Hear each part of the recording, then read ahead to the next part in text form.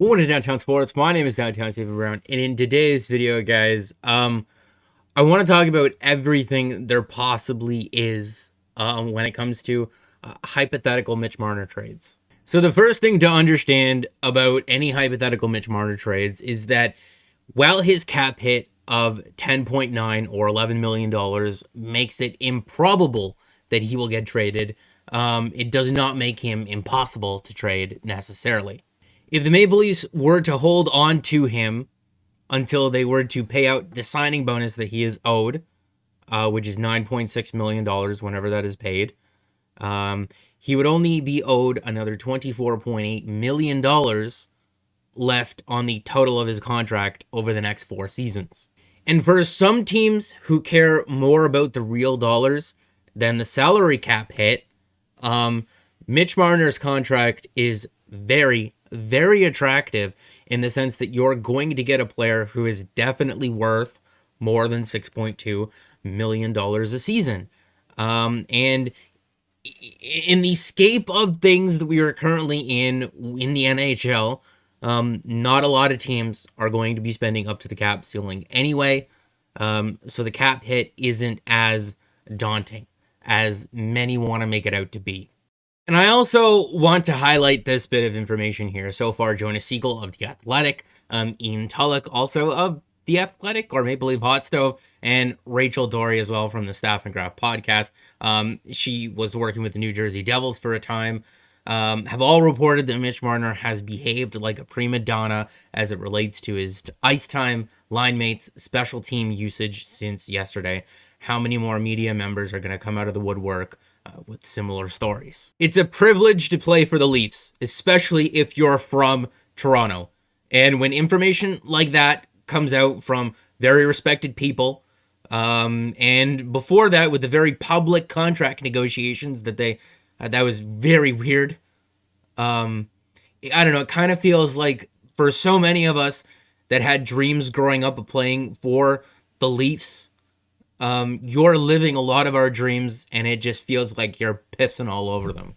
But I just want to make a couple of things known, all right?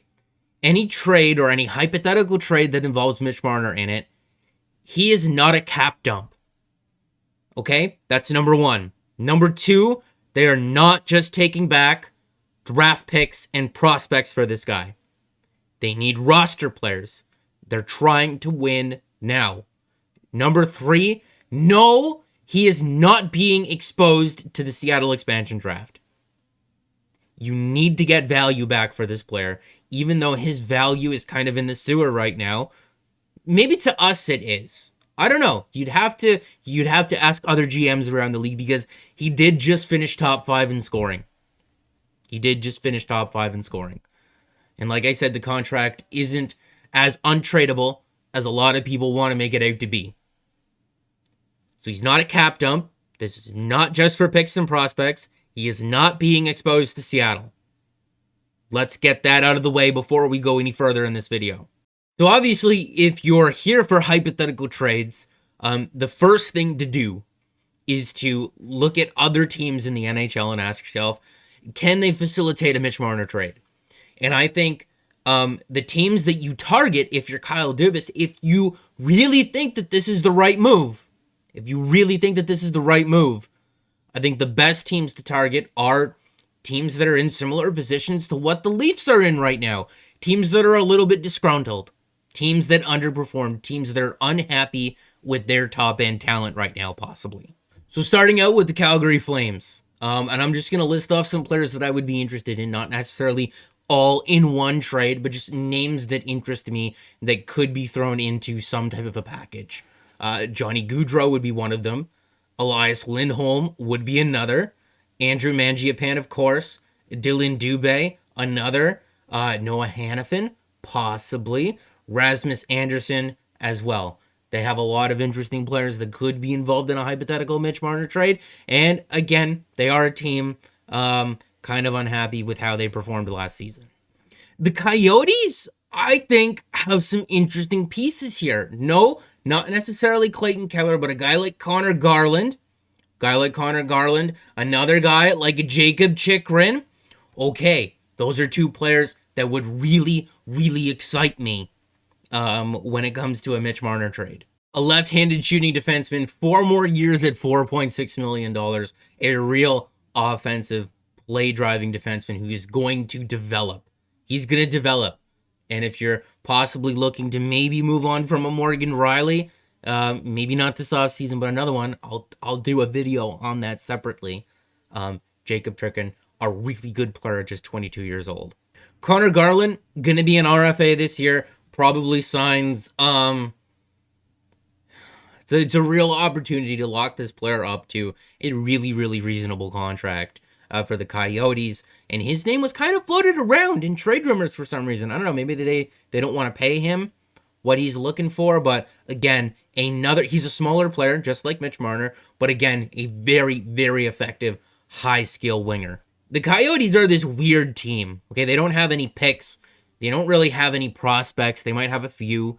But the team's not very good right now.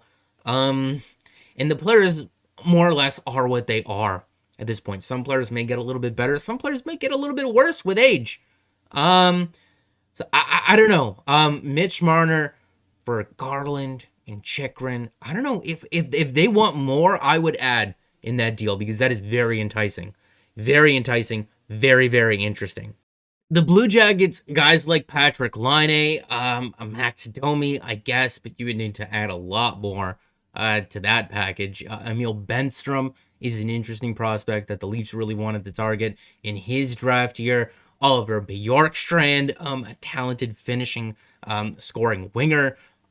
Seth Jones, he's in a weird scape where he's had a couple of down years. Still, I think, a quality player, but probably not worth the amount of money that he's going to end up commanding. A guy like Zach Werenski, it's like they got a lot of interesting pieces here. The goalies here, I think there are better free agent options this year, if I'm being honest. There's interesting players here.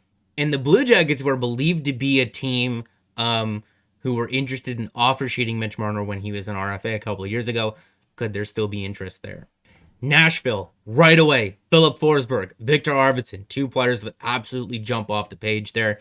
Victor Arvidsson has some injury history, 28 years old, probably not the player that I ask for. Philip Forsberg is the guy that I definitely ask for. And on defense, I mean, maybe a guy like Ryan Ellis, Matthias Ekholm as well. Maybe, just maybe, you can kind of parlay it into some type of package that nets you Matthias Ekholm and Philip Forsberg. But the Leafs would definitely be needing to add on that side of the deal, but it would be a bigger package. I don't know. There's some interesting names here. The Buffalo Sabres. What's interesting here about the Buffalo Sabres is that, like I said earlier in the video, Mitch Marner, if they wait until his signing bonus is paid out, is only owed $25 million over the next 4 seasons. Jack Eichel over the next 4 seasons is going to cost the Buffalo Sabres $40 million. Now, this is a complicated one because obviously the Leafs would need to add to this. But that would be a massive money savings for the Buffalo Sabres, and that does have value in the deal. It does. But at the same time, they're only trading Jack Eichel if Jack Eichel wants to be traded. If he doesn't walk into the office and demand a trade, they're not moving him. And if the Rangers are interested and they offer Alexis Lafreniere, there's nothing that the Leafs can do to even come close to that. The Flyers, I mean, I'm not interested in Claude Giroux, Jacob Voracek, Kevin Hayes, James Van Riemsdyk. Guys that I would be interested in, I guess a guy like Ivan Provorov, Travis Sanheim, Travis Konechny, I guess. Sean Couturier, to me, is the real target if there was any sort of conversations. That's pretty much it. I don't think there are any other teams in the league that could either facilitate the trade or have the necessary assets for you to even bother picking up the phone. I don't think that there's another team. If you can't get a guy like Jack Eichel, if you can't win another deal with another team that is also kind of disgruntled and coming off some disappointing results, if you can't tie a trade, Like, let's say it's a hockey deal and there's compromises made on both sides. But in terms of the Leafs, maybe they get some valuable assets, but they also get some more cap flexibility that allows them to be players and free agents, in a buyer's market. Um, if there isn't that available, I think the second best option, or the third, is just to hold on to this player and try to fix whatever is wrong here. Um, because the fans aren't stupid. The fans want to be on his side. The fans want to love him. The fans want to wear his jersey. I know I do. It's just there needs to be some work, and there needs to be some understandings on both sides. If Mitch Marner is just going to have his feelings hurt by everyone talking about him and the way that they have been over the last couple of days, and I'm sure that they will continue to do over the next couple months, it's going to be a long, long off season and upcoming season until the next playoffs start. And by the way, the divisions are going back to normal. So that means we're going to have to go through Boston. We're going to have to go through Tampa Bay. It's not getting any easier. The thing that I think is important for a lot of people to remember is that about a week ago or so, or 2 weeks ago, or even when they were up 3-1, maybe people were concerned by Mitch Marner's production and the series that he was having, but nobody was saying that this guy should be traded. Nobody. I don't know if there's a right or a wrong answer here. I don't. He finishes top 5 in scoring, and the team, not even the whole team, just like the top end guys, kind of lay an egg in the playoffs, and it's like you can't have that happen again. It's the same thing as the Nazem Kadri situation. You can't have that happen again. So the top end guys may have forced the hand of management here. They may have. I don't know what happens. I guess that's the end of the video. I guess there's no way any of you liked this video. Like I didn't even enjoy talking about this. This is just sad. But if you found it informative, just helpful perspective at all, I guess leave me a thumbs up and subscribe for more views. More is always on the way. And guys, like I said, I'm gonna be doing individual videos talking about a lot of different players, and even I guess Dubas, I guess I already did in the previous video, which I'll have linked above the screen somewhere, probably in the top right hand corner. But anyway, I'm gonna be here over the next while, just talking things through.